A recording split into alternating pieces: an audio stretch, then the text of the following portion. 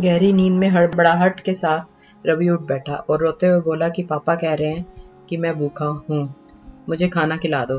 तभी पास में सोई हुई उसकी पत्नी मीनल उठ गई। रवि को ऐसे देखकर पूछा तो रवि ने कहा कि मुझे पापा दिखाई दिए और कह रहे थे कि मुझे खाना खिलाओ। क्या बात कर रहे हो आप रवि? पापा जी कैसे बोल सकते हैं? उनका देहांत हुए तो 2 साल हो गए हैं और आज तक तो कभी दिखाई नहीं दिए। अब क्या हो गया अचानक से? मीनल ने कहा। तुम सही कह रही हो, शायद मैं ही सपना देख रहा था। इतना कहकर रवि बाथरूम में चला गया। सुबह मीनल की पड़ोस में रहने वाली शीला जी आई। बोली, लो आज मैंने खीर बनाई है तो उसका प्रसाद लाई हूँ। मीनल को देते हुए बोली, आज मेरे ससुर जी का श्राद्ध है, उन्हें खीर बहुत पसंद थी तो अब मैं उनके श्राद्ध पर हमेशा खीर जरूर बनाती हूँ। अच्छा, मीनल ने कहा, लेकिन हम तो श्राद्ध नहीं मानते, ना ही कोई खाना किसी पंडित को देते हैं। हम तो कुछ नहीं करते, ना ही मेरे ससुराल में इस तरह कोई खाना बनाकर पंडितों को दिया जाता है।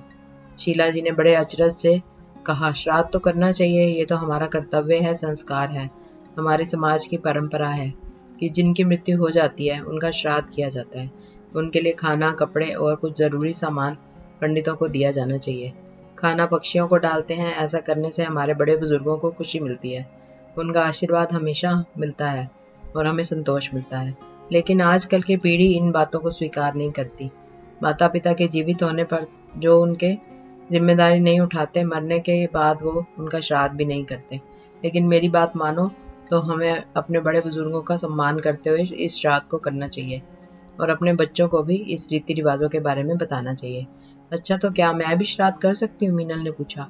हाँ, तुम कर सकती हो, शीला ने कहा। तुम्हारे ससुर जी की मृत्यु हो चुकी है, तुम भी पंडित से पूछकर श्रद्धा से अपने ससुर का श्राद्ध करो। तभी रवि भी आ गए। मीनल ने रवि को सारी बात बताई तो रवि ने कहा, हम भी पापा का श्राद्ध करेंगे। पंडित को खाना खिलाने के बजाय किसी गरीब को खाना देंगे ताकि उस गरीब की दुआ भी मिल जाएगी। रवि और मीनल अपने पापा जी के श्राद्ध की तैयारी करने लगे। सच में आजकल लोग पुराने रीति रिवाजों को भूल गए हैं, अब सिर्फ दिखावा रह गया है। पूरी जिंदगी तो जिनको पूछा नहीं जाता, बाद में उनका श्राद्ध किया जाता है। यदि श्राद्ध ही करना है तो उनके जीते जी उनके साथ अच्छा व्यवहार करके करो। बाद में क्या होगा किसने देखा है? मरने के बाद कौन क्या करता है किसने देखा है? उनके जीवन काल में ही उनकी आत्मा को संतुष्ट रखो ताकि बाद में आपको लोग दिखावे के लिए ये ना करना पड़े।